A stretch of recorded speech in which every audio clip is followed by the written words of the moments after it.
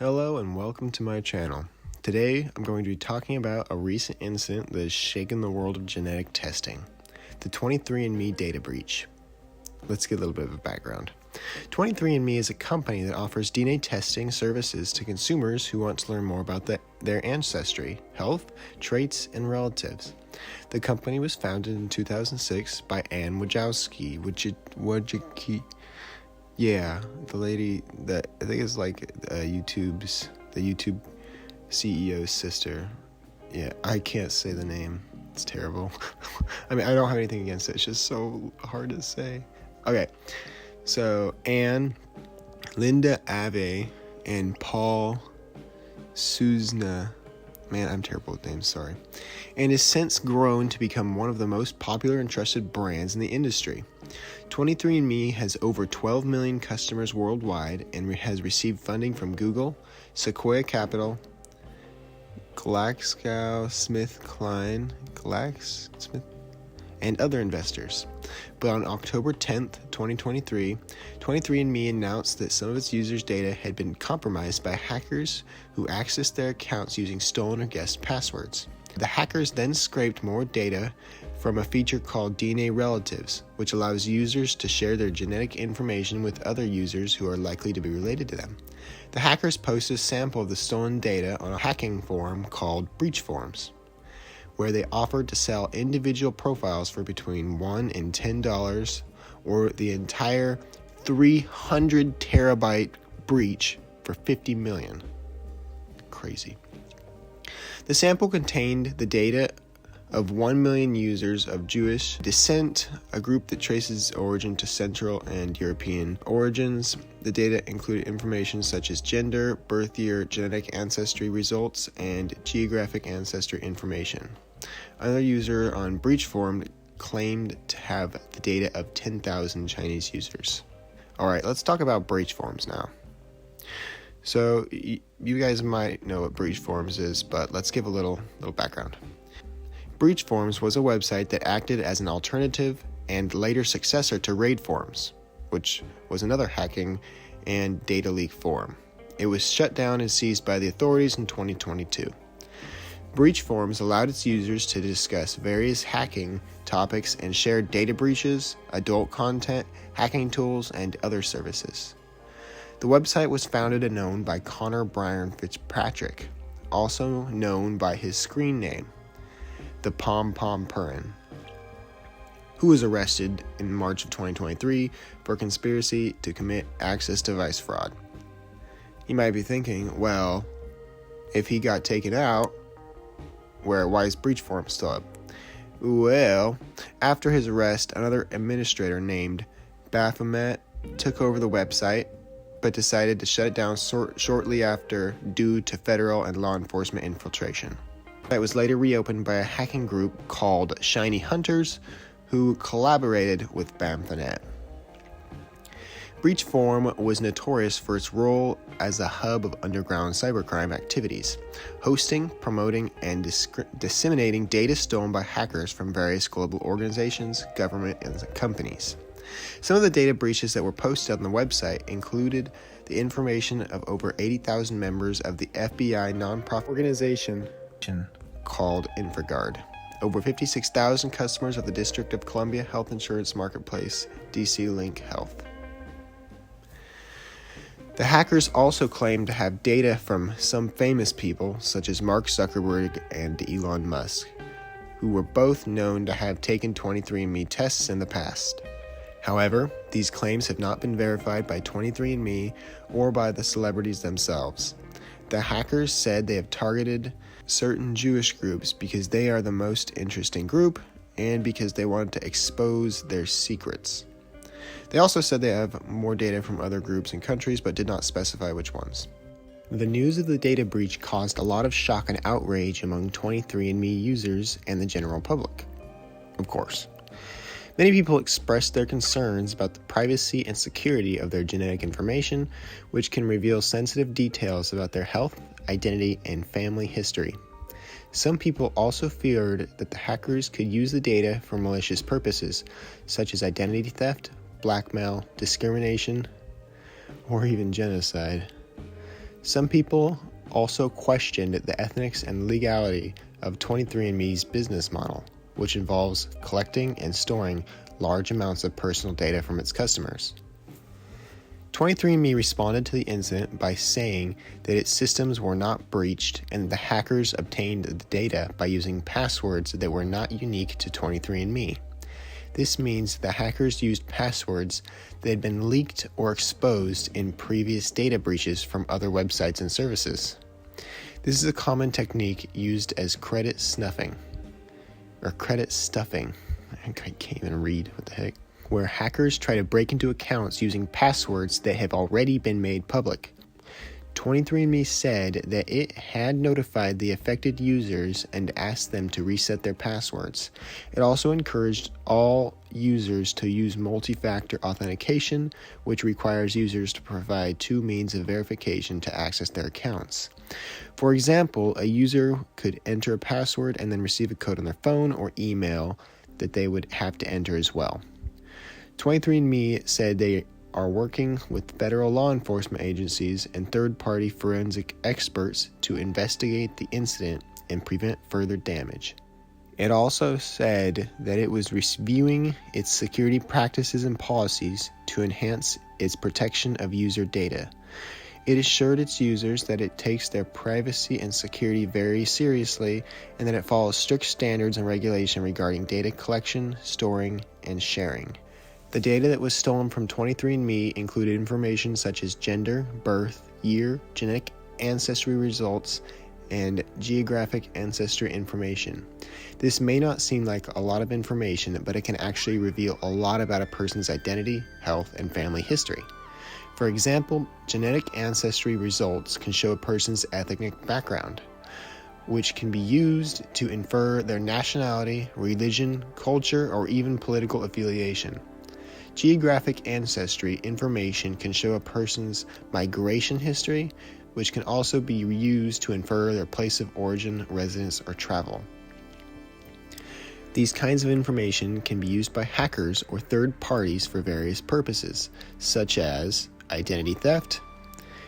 Hackers or third parties can use the stolen data to impersonate the users to create fake identities for themselves.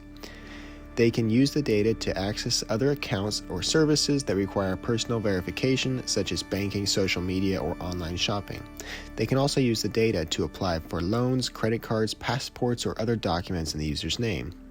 Another one is blackmail. Hackers or third parties can use stolen data to export money or favors from the users or their relatives. They can threaten to expose the user's secrets or embarrass them in front of their friends, family, or employees. They can also threaten to harm the users or their loved ones if they do not comply with their demands. Discrimination.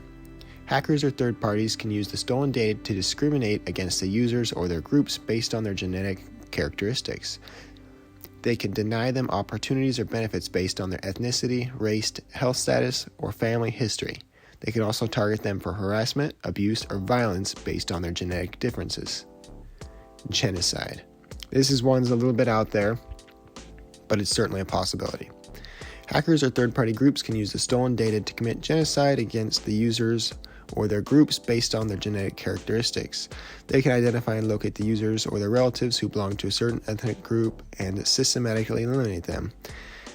They can also use the data to create biological weapons that are tailored to affect specific genetic groups.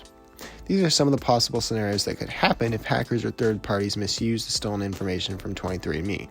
Of course, these are extreme cases and are not likely to happen in reality, but they are still possible and should not be ignored. The data breach has damaged the company's reputation and trustworthiness among its consumers and parties. The company has faced a lot of criticism and backlash from the public and the media for its failure to protect its users' data. The company has also faced legal actions and investigations from various authorities and regulators for its violation of privacy laws and regulations. The company has lost a lot of revenue and market share due to customers' dissatisfaction and defection. The company has also lost a lot of competitive advantage and innovation potential due to data loss and leakage. The data breach also affected 23andMe's partners and collaborators such as Google, Sequoia Capital, GlaxoSmithKline, and others. These partners and collaborators have invested a lot of money and resources into 23andMe's business model and vision. They have also shared some of their own data and expertise with 23andMe for mutual benefit and growth. The data breach has exposed them to similar risks and liabilities as 23andMe. They have also suffered reputation damage and financial loss due to their association with 23andMe. The data breach has also impacted 23andMe's industry and competitors, such as ancestry.com, myheritage.com, familytreedna.com, livingdna.com, and others. These companies offer similar services as 23andMe in terms of DNA testing and analysis. The data breach has raised public awareness and concerns about the privacy and security of genetic testing services in general. The data breach has also increased public demand and expectations for better standards and regulations regarding data collection, storage, and sharing in the industry. The data breach has also created new opportunities and challenges for these companies in terms of consumer acquisition, retention, satisfaction, loyalty, differentiation, and innovation. The 23andMe data breach has taught us some valuable lessons about the risks and challenges of genetic testing and privacy. Some of the lessons learned are: genetic data is personal data. Genetic data is not just a bunch of numbers and letters. It is a reflection of who we are, where we come from, and what we can become. It is part of our identity, health, and family history. It is also part of our privacy, security, and dignity. We should treat our genetic data with respect and care, and not take it for granted or expose it to unnecessary harm. Genetic data is valuable data. Genetic data is not just a curiosity or a novelty. It is a source of information and insight that can help us understand ourselves and others better. It is also a source of innovation and opportunity that can help us improve our lives in society. It is also a source of power and influence that can affect our decisions and actions. We should use our genetic data wisely and responsibility, and not waste it or abuse it for selfish or harmful purposes. Genetic data is shared data. Genetic data is not just our own. It is also shared with our relatives, ancestors, descendants, and others who have some of our DNA. It is also shared with the companies, researchers, governments, and others who collect, store, analyze, or use the DNA. It is also shared with hackers, criminals, enemies, and others who have accessed, stolen, or misused our DNA. We should share our genetic data carefully and selectively and not expose it or compromise it without our consent or knowledge. The 23andMe data breach has prompted us to take some actions to protect our genetic testing and privacy. Some of these actions are strengthening our passwords. That's pretty simple. Just make a better unique password. Enabling multi-factor authentication. It's pretty simple. Just enable two-factor authentication. Reviewing our privacy settings. Another way we can protect our data from hackers or third parties is to review our privacy settings for each service or website that we use. Privacy settings are options that allow us to control how much information we share with others or how much information others can see about us. For example, we could choose to share our genetic information only with certain people or groups, or we could choose to hide some aspects of our genetic information from others. We should also review the privacy policies and terms of service of each service or website that we use to understand how they collect, store, analyze, and use our data. The last part is to educate ourselves and others. Basically, share this. The more people that know about it, the more people that can protect themselves. The 23andMe data breach has raised some expectations for the future of genetic testing and privacy.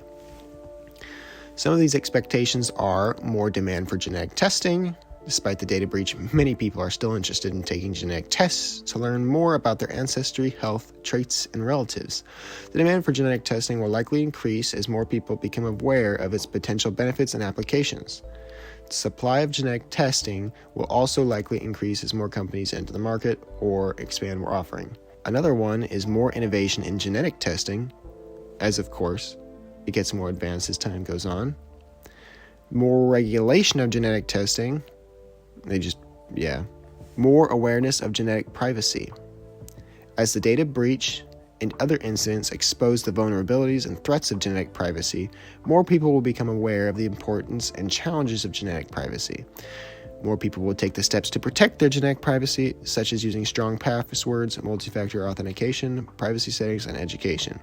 More people will also demand the respect and protection for their genetic privacy, such as asking for consent, transparency, accountability, and security from the companies, researchers, governments, or others who collect, store, analyze, or use their genetic data.